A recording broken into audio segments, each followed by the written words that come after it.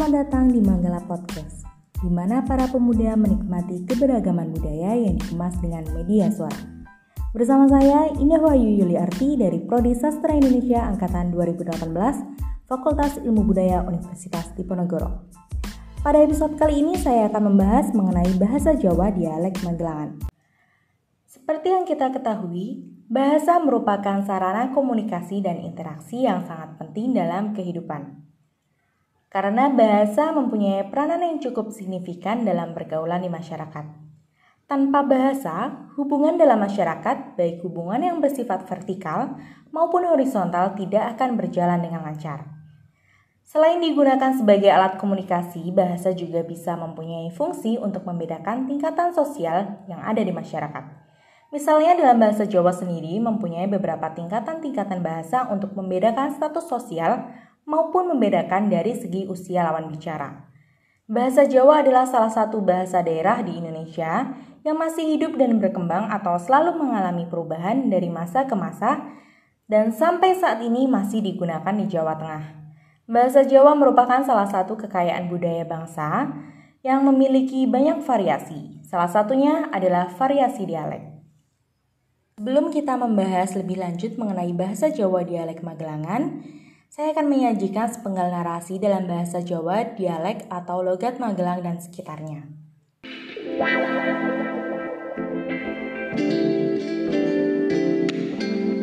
Mas, nek ra salah sampean iki ndak sing jenenge Joko toh? Koncoku sekolah mbiyen kae. Walah, kowe iki lali po karo aku. Wong aku iji apil karo kowe. Kok kowe iso-isone wis lali. Kowe iki mbiyen saka kelas 1 nganti kelas 3 sak kelas terus karo aku. Apa dumeh pirang-pirang taun ora ketemu? Jur saiki lali. Ngono po? Nek aku jan blas ora lali. Ya ora ngono maksude. Samare aku nek salah wong ngono lho. Aku iki saiki pancen cok panglingan karo kanca-kanca iki. Nek mbiyen ra ijek enom kae padha apal. Nek saiki ra wis padha-padha tuwane to. Kuwi sing marai cok dadi lali. Nganu wae po, saiki mampir dolan nang nggon aku wae.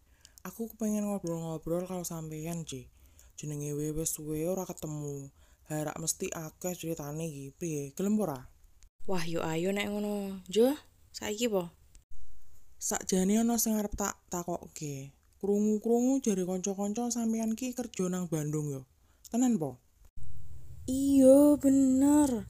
Yo ketakku lulusan sekolah kae. Sakjane aku kepengen kuliah kaya kanca-kancane sing iso do kuliah kuwi lho.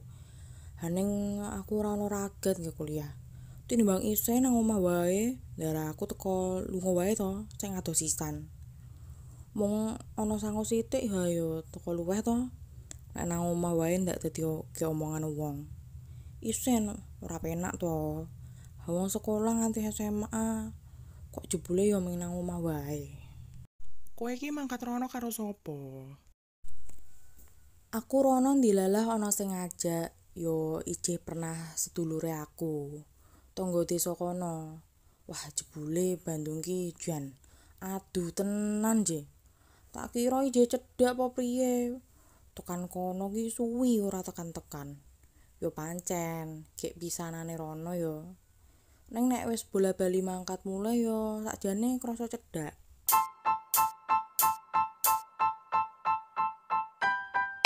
Nah, demikian sepenggal narasi bahasa Jawa, dialek Magelang dan sekitarnya. Bisa dikatakan dialek Magelang itu sebenarnya merupakan subdialek kedua seperti Temanggung, Wonosobo bagian timur, dan Purworejo bagian timur. Yang satu sama lain hanya memiliki sedikit perbedaan. Sedangkan Purworejo bagian barat dan Wonosobo bagian barat sudah menggunakan dialek Banyumas atau yang sering disebut bahasa Jawa Ngapak. Karena letak kota Magelang yang dekat dengan Yogyakarta, maka kosakata dan intonasi bicaranya mirip dengan dialek Yogyakarta. Karena wilayah Magelang khususnya dan Kedu umumnya berada di tengah-tengah di antara kota-kota besar Jawa Tengah lainnya, maka banyak istilah-istilah yang merupakan pengaruh dari dialek-dialek kota sekitarnya, seperti dialek Solo, dialek Yogyakarta, dialek Banyumas, dan dialek Semarangan. Selanjutnya kita akan membahas mengenai berbagai ciri khas dialek Magelang. Di antaranya yaitu penggunaan partikel to, seperti pada contoh kalimat kowe kui anake sopo to? Yang artinya kamu itu anaknya siapa sih? Jadi partikel to terkadang digunakan dalam bentuk kalimat tanya, tapi kadang dipakai untuk kalimat berita atau sebuah pernyataan. Dalam kalimat tanya berfungsi sebagai kata pengukuh atau penegas sebuah kalimat dalam komunikasi. Kemudian dalam kalimat berita, kata koyoto jika dalam bahasa Indonesia ini punya padanan kata yang lebih bervariasi. Contohnya seperti kata misal, misalnya, misalkan, contoh, contohnya, dan lain-lain. Selanjutnya untuk penggunaan penambahan pengantar H, yaitu kata H bisa dipahami seperti menggunakan kata le. Seperti pada contoh berikut. Hawang aku iki pancen lali kok. Hayo koyo kae sing asmane Mas Wawan. Hanek sing siji aku ora duwe. Hanggene iku mawon sing didahar. Hambuh kabare kae? Ha kok sampeyan ngertos. Kemudian menggunakan penambahan pengantar oalah atau ealah seperti pada contoh berikut. Ealah sampeyan to sing rawuh mau. Yang artinya, oh jadi kamu yang datang tadi. Selain itu juga menggunakan penambahan pengantar teko seperti pada contoh berikut. Nek sinau ki teko sing tenanan. Yang artinya, kalau belajar itu yang sungguh-sungguh. Seringkali juga kita jumpai penyingkatan beberapa kata seperti pada contoh berikut. Yo ngono, ning ojo ngono. Jadi kata ning adalah singkatan dari kata nanging. Terus ada juga pada kalimat bukune nang dhuwur meja. Kata nang ini adalah singkatan dari kata ono ing. Seringkali kita jumpai dalam dialek Magelang yaitu adanya perubahan salah satu bunyi suara atau vokal pada kata sifat untuk memberikan makna sangat. Jadi contohnya dalam kalimat tuku jeruk gede-gede nanging ora legi. Yang artinya beli jeruk besar-besar sekali tapi tidak manis. Jadi kata gede itu berasal dari kata gede banget.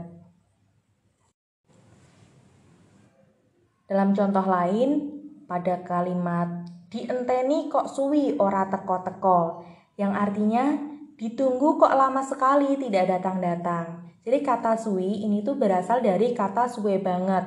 Jadi dapat dilihat ya perubahan yang awalnya menggunakan vokal E itu berubah menjadi vokal U yang awalnya artinya lama. Jadi ketika menggunakan vokal I itu menunjukkan bahwa maknanya itu berubah menjadi lama sekali.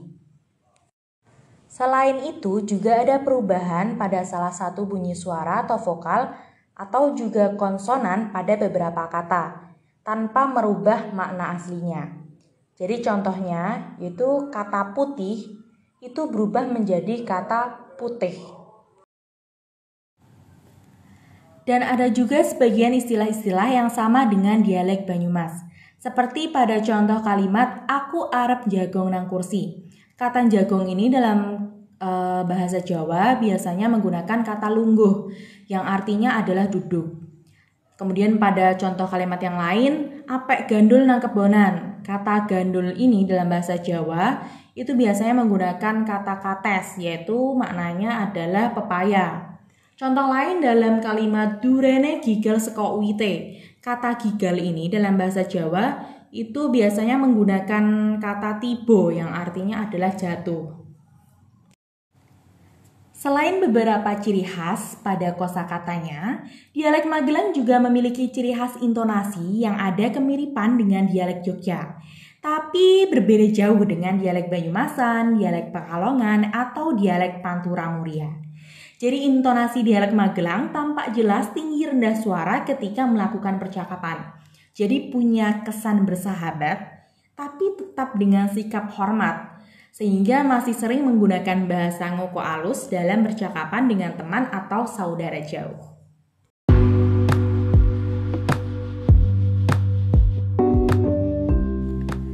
Demikian episode minggu ini. Terima kasih telah mendengarkan episode Bahasa Jawa Dialek Magelangan.